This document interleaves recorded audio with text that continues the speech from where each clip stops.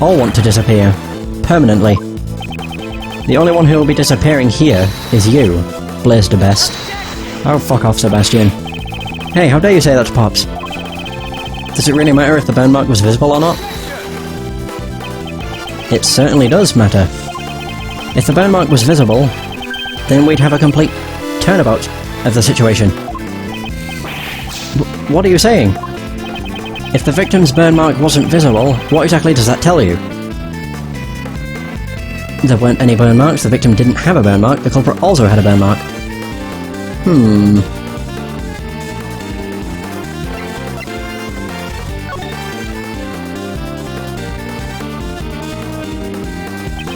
Sebastian, turn your way of thinking around. If the victim was wearing gloves, then her burn mark could not have been seen. In that case, whose burn mark was seen? Oh. So the red is actually the victim talking and the green is the culprit. Okay, that's actually a really clever way of doing it.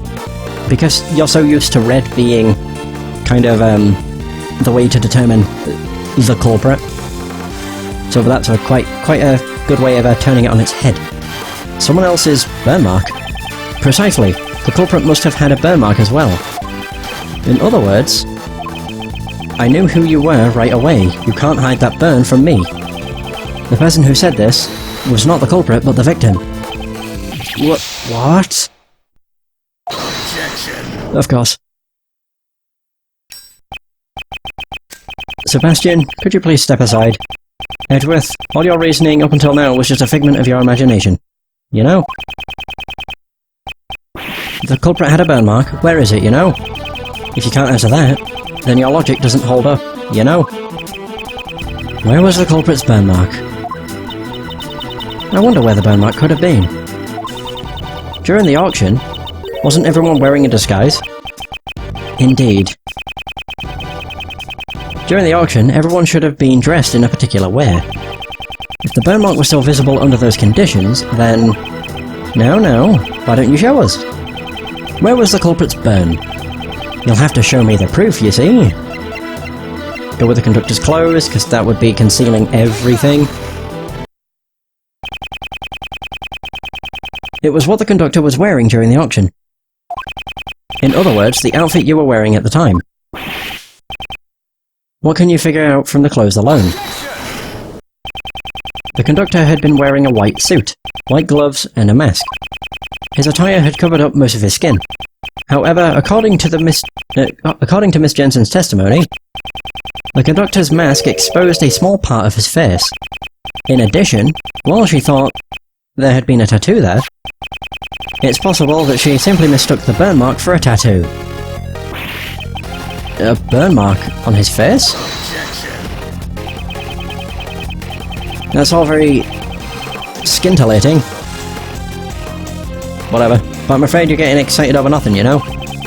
None of the PIC members have any burn marks on their faces, you see. Naturally, that includes me as well, you know? Huh? But Pops? But... Sebastian?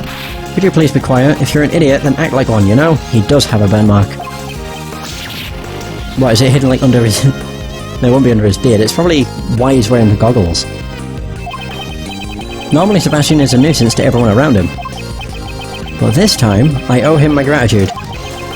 That reaction from Blaze's own son. It reveals the truth more clearly than anything else. Thanks to him, I am confident that my reasoning is correct.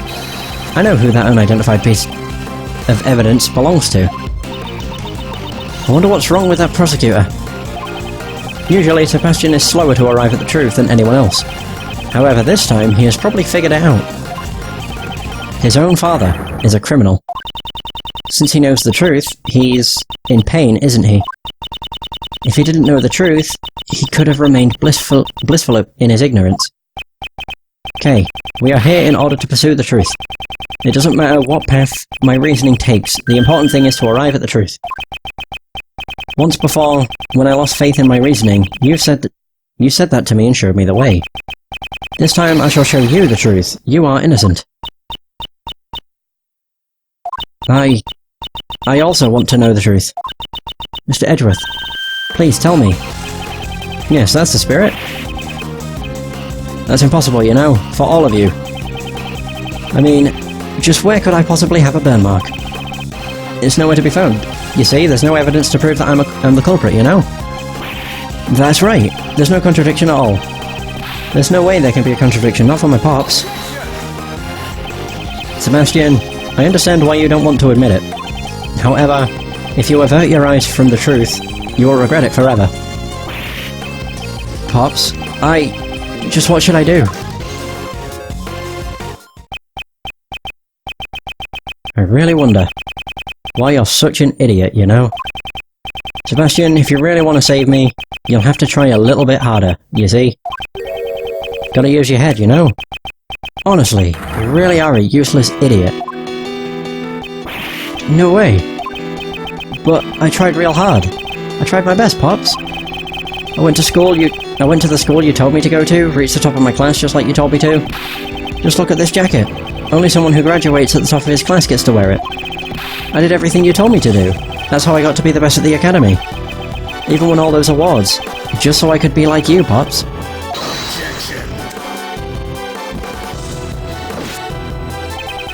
You really are such an idiot, you know? Oh, I feel really bad for Sebastian. You know those gold stars you got on your tests? I made the teachers give them to you. Every speech and debate contest, all of the judges were my friends. You know, Sebastian, if you weren't even able to notice something like that, you're really not worthy of being called my son, don't you think? Wow! Holy fuck. That's pretty fucking awful. Oh my god. Jesus. Oh, even my son has disappeared. Oh my. It's enough to make me cry, you know? He was trying his best for me and yet he was totally useless, you know? You are truly a despicable person. As the chairman of the PIC and as a father. Even I feel sorry for that foolish prosecutor. Poor Mr. Prosecutor. Jesus. Blaze the best, you, just what do you think of your own son? He's just a useless pawn, you see. Whoa now.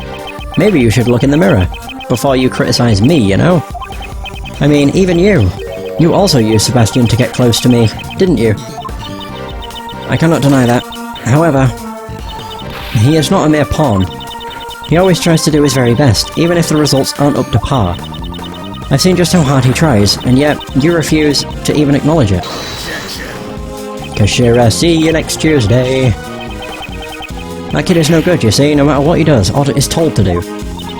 Prosecutor Edgeworth, I shall leave this offering to you. To the goddess of law, my god. Deliver her divine judgment against Blaze the Best. Yes, that was my intention. From the beginning.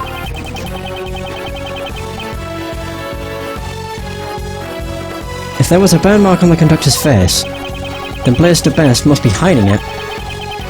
What was he wearing during the auction? That is the key to revealing the truth.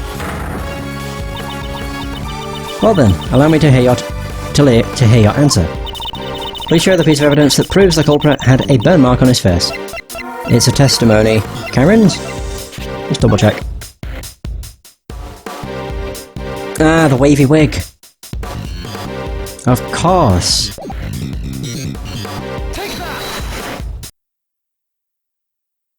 Yeah, the wavy wig. That's what he's using.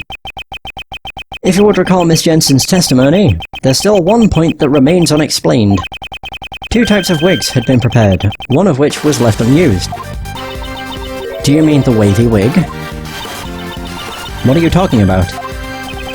It was something Miss Jensen found when she switched places with the victim. What does something like that have to do with the burn? Inside the costume trunk, Miss Jensen witnessed 2 wigs. One of them had been used by Miss Jensen to make her look like the victim. Now then, just what was the other wig used for? It doesn't seem like it was a spare wig. There's no need to overthink it. Just compare the attire of the true culprit, the conductor, with that of Blaze the Best. Don't stare at me like that. Don't you think there's just one spot where there is a huge contradiction? Specifically around his face. So that's... not a wig at all. Indeed, it was no wig. Oh! Place the best, it was your fake beard. Oh! This is a real beard, you know? Don't tease me like that, Edgeworth. I didn't even think it was the beard. I was gonna say that at first, but I was like, no, it can't be. Your son must have realised the truth before anyone else. That's why he was trying so desperately to protect you. You were also worried that he would tell the truth. Isn't that why you drove your son away from there? Or from here? Because he knew that his father was hiding a burn under his fake beard. Place the best. How about you remove that fake beard of yours? Is it gonna burn away? Yeah! It burns it, but oh, bloody hell. Oh! God, he looks so weird, he's super muscular too. So it's on his chin. A burn mark. Prosecutor Edgeworth? Well done. Justice has been served before the Goddess of Law. For that, I give you my thanks. I should be the one thanking you. Blaze the best, I hereby announce my verdict. Guilty. You shall be taken into custody for the murder of Jill Crane. Oh! Do I get my badge back? Bloody better. Woo! Not bad. Took a really long time, though. Mr. Edgeworth, thank you very much. I'm so happy that you believed in me to the very end. There's no need to thank me. As a prosecutor... No, as a friend. I simply wanted to save you. Prosecutor Edgeworth, I bring good tidings. It seems that former Chairman DeBest has been safely detained in the detention centre. However, the search for the murder weapon, the auction gavel, continues. Blaze DeBest is a shrewd man. There is a good chance that he already disposed of it. There is also one piece of testimony that concerns me. Blaze DeBest mentioned that the only thing he did not fake were the letters. What do you mean? To Miss Crane, thank you so much for helping me with my plan. And whether we can help each other get what we want is like killing two birds with one stone. First, he found this letter in Jill Crane's clothes. Dear Kay, I promise you will get it back for you, your most precious memory. Then he also found this letter on Kay, who was unconscious in the storeroom. The contents of the letter seem to suggest that the two had been corresponding with each other. Which is why Blaze DeBest assumed the two were working together. Ridiculous, that can't be right. After reading the two letters, he decided to pin the crime on Kay Faraday. In order to cast suspicion on her, he planted one of the letters in a noticeable spot. The deceased Jill Crane's left breast pocket. Isn't that just an excuse? Yes, that is what I thought as well. It may have simply been a last-ditch effort to save himself. However, before the stern eyes of the Goddess of Law, these are all trivial matters.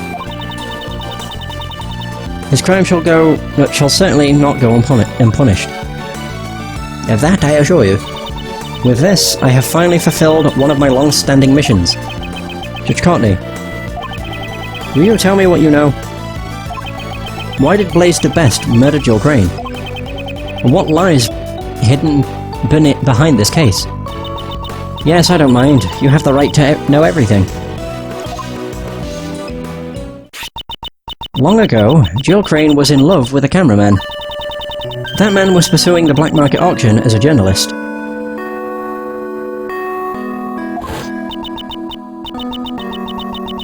And then, before he could reach the truth, he was erased. The feelings and the items Miss Crane inherited from her beloved brought her to the auction. She had come to exact revenge on the conductor, Blaze. Although in the end, she was the one who was murdered instead. I see, so that's what happened. While the Goddess of Law cannot condone her actions, we have succeeded in her goal of bringing Blaze DeBest crimes to light.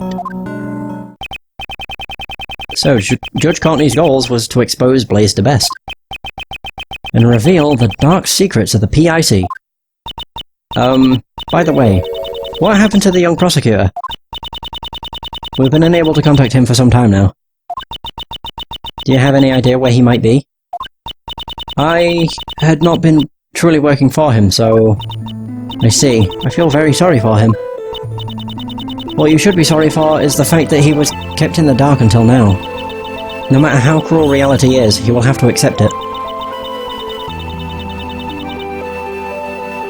If he can't, he won't be able to walk his own path in life. Ever. A father's influence is not something that is easily erased. However, I'm sure he will be able to change from here on out. Yes, that's right. Surely, you must be right. Will I too be able to walk my own path in life? Kay, is your body alright? Yes, thanks to you. I'm so sorry, even though you're my patient. You ended up getting suspected because of me. Ouch. You can't just take care of the patient's body. You gotta take care of their heart, too. That's my granny. Kay, how are your memories? I feel like I'm on the verge of remembering something. Well then, I shall take my leave here. I'll be presiding over Patricia Rowland's trial. That would be the trial for the murder of Horace Knightley, who's in charge of the defense. Miss Crane was supposed to be a defense attorney, but now that she has passed away, we are currently arranging for a replacement defense attorney. Jill Crane had been in charge of Patricia Rowland's defense. I'll also have to get in contact with Sebastian quickly, since he is the prosecutor in charge. Well then. Please wait. What about Mr. Edgeworth's prosecutor's badge? What will happen to his prosecutor's badge? With the chairman's arrest, the PIC is no longer functional. So I cannot answer that question easily. Perhaps one could say only the Goddess of Law knows. But that's... You don't need to worry about me. This is the path that I have chosen. It seems you have no plans to change it either. Of course not. I chose this path to seek the truth. With the departure of Blaze DeBest, the law has once again returned to our hands. If you truly desire to continue the prosecutor's path, I am willing to assist you in reclaiming your badge. I appreciate the sentiment, but I must decline. I did not relinquish my badge with half-hearted feelings. I see. It seems that our paths of law will continue to run counter to each other. Until our paths cross once again, I shall have you hold on to that badge. That was my intention from the start. However, on occasion, the Goddess of Law is quite generous. Please return this notebook to its proper owner. Kay's promises notebook, or promised notebook. It seems this was scheduled to be put up for bidding at the black market auction. The name Kay is written on the notebook. It seems Blaze DeBest quickly realized this belonged to the girl, since the letter he found also contained the same name. You speak as if you really did not know about the letters. Are you saying that Blaze really did not prepare the letters himself? Yes, that man said so himself. Kay Faraday's goal was to steal back the notebook. Jill Crane's goal was to get revenge.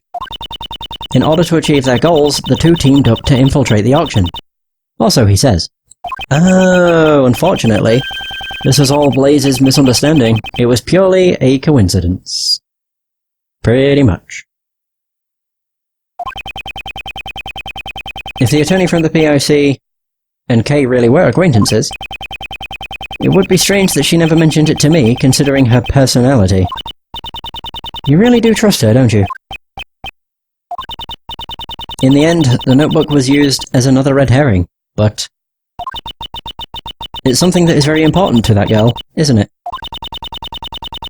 I'll make a special exception and return it. I'm sure that's what the Goddess of Law desires. That's, I appreciate it. I shall pray that she recovers her lost memories. Is that it? Not quite.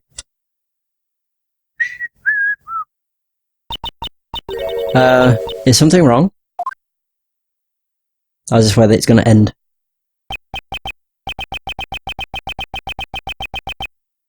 Okay, I'm returning something very important to you. Aww. Ah, this is... Hey, she remembers. That's one hell of a shot. Always greet people with a smile, even people you don't know. Never cry in front of strangers. Ah. Look, Daddy, I wrote them all down. Yep. I'll be sure to follow all of our promises and become a hero just like you, Daddy. Ah, that's right. There was one more. I forgot to write down the most important promise. Promise number 5. Always try your hardest to learn about things you don't understand. I'll be sure to remember. I'll never ever forget them. It's... now Kay's gonna be back to normal. Just you watch. Always try your hardest to learn things you don't understand. That's right, I am... oh god. Going crazy. I am... the Great Thief!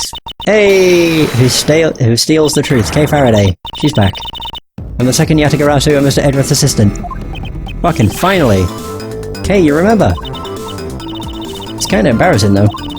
Thank you so much. It's all thanks to you, Mr. Edgeworth. Even when I lost my memories, you were still trying to save me, right? You're still always trying to save me. It seems you're back to normal. Wow, Kay! You've gotten better! Your health comes first. Now you can relax. Just make sure you don't run off and lose all your memories again. Ah, Miss Jensen, Dr. Young. Thanks for worrying about me. Hey, if you're feeling all better, how about changing back into your own clothes? I washed your clothes for you, Kay, so they're nice and clean. These clothes. Wasn't Detective Gumshoe holding onto them? He said forensics was done with them, so he gave them back to me. Have they revealed the results of the analysis yet? To be honest, I actually didn't think to ask about that. No, more importantly, let's hurry up and get you changed, Kay. Still. Isn't it better if we do not remove her bandages? Ah, she should be fine now. Kay just bumped her head. She didn't really have any other major injuries, then why was she so heavily bandaged? Better safe than sorry. A pound of prevention is worth an ounce of cure. That's my motto. What a troublesome motto. Come on, Kay. Let's get you dressed up over here. Or over there. Hey! Now this is definitely what a great thief should look like. A smile certainly suits you best. In the past, and now as well. Miss Von Karma, thank you for coming too. I only came because Scruffy asked me to. That's Scruffy. He also wanted to see your energetic self again. Gummy? What happened to Gummy? Who knows? Maybe he was disgusted with the man who willingly threw away his prosecutor's badge. Detective Gumshoe. I must be going soon. I'll be taking these ladies in for questioning. Ah, what's going to happen to the two of them? One aided in the murder of an attorney, the other forged an autopsy report 18 years ago. Those crimes definitely won't disappear. Of course, I will mention in the court that they were being blackmailed by Blaze. We'll be just fine. As long as Granny's by my side, we're invincible. Well then, take care.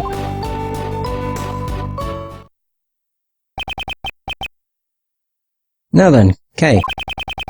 Sorry to ask you so soon right after you regained your memories, but I have some questions. Sure, ask me anything you want. What were you doing on the day you lost your memories? On that day, I was asked to come to the God Lake. Or to God Lake. I don't know who called me there, though. As I was watching the moon at God Lake, a person in a red raincoat approached me. Oh god, that's creepy. All of a sudden, he used some kind of drug to knock me out. What? What is she saying? The place where Kay saw the moon was at God Lake. When I woke up, it seems I somehow ended up on the roof of the Grand Tower. My mind was still in a daze, so I stumbled around for a bit. That's when I found the person in the red raincoat collapsed. I was startled, and when I stepped back in panic... I fell from a high place and got knocked out cold again. And when I woke up, all my memories were gone. The person in the red raincoat, who exactly was that person? Oh yeah, I was certain that I saw them walking in midair. Somehow this is all starting to make my head hurt. Please calm down. You're just a little confused because you've only recently gotten your memories back. Most likely, this is the main cause of your confused memories. Your memories of two places. You fell in a hole, your name on the no, it's because she has memories of God Lake as well as the roof. This is probably the main cause of your confused memories.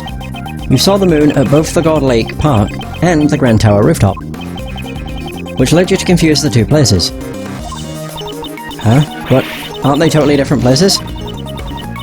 Even if I was in a daze, do you really think I'd get them confused? Most likely there was something at the Grand Tower which led to your confusion. Probably this. The cherry tree. Or cherry blossom tree. The Grand Tower rooftop and God Lake have 2 points in common. They both have a cherry tree and a food stall. Ah, now that you mention it. Your memories were confused because you had been in two similar locations. The person you first saw could not have been walking in midair. They were simply walking on the ground at God Lake.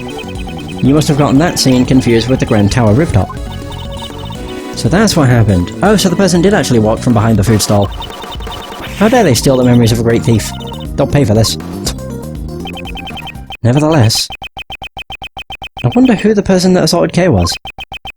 The person in the red raincoat, who appeared at God Lake.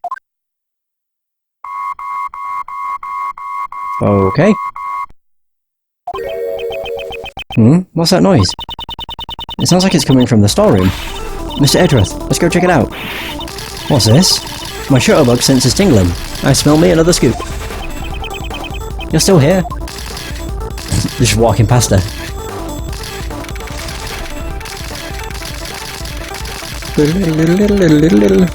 Right. Oh, it was that. Jesus Christ, that fucking shutter. It's so noisy. Mr. Edgeworth, this walkie-talkie thing in here is beeping. Oh, is what's beeping? This transceiver. Why do I feel like I've seen it somewhere before? Isn't that the transceiver from Case 2-4? So Justice for All? Oh God, I can't remember his name. It's the one that was to do with another samurai thing. It was what Shelley the Killer used to contact Phoenix. It's still beeping, Mr. Edgeworth.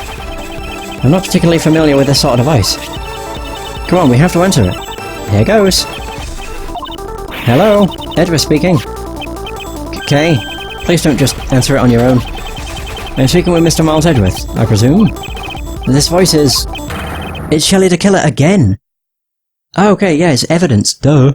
So this is the same walkie-talkie. I congratulate you on resolving the case. However, can you truly say in good conscience that it has been solved? Are you aware of the mastermind who is pulling the strings behind this incident? Why do you know about the incident? That's not important right now. Wouldn't you agree? Right now we're discussing the mastermind behind this case. I've had an inkling that such a person existed, even before you said anything. After all, there was evidence to suggest that someone had used Kay to disrupt the investigation.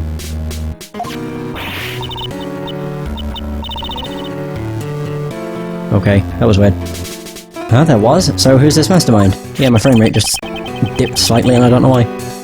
I would like to hear your thoughts on the matter. I might just have a background program running, or something. I'm not entirely sure. Either way, would you kindly show me the evidence that indicates the existence of a master? A letter... Oh, a victim's letter. Thought to be written by Kay. Yeah, that, probably.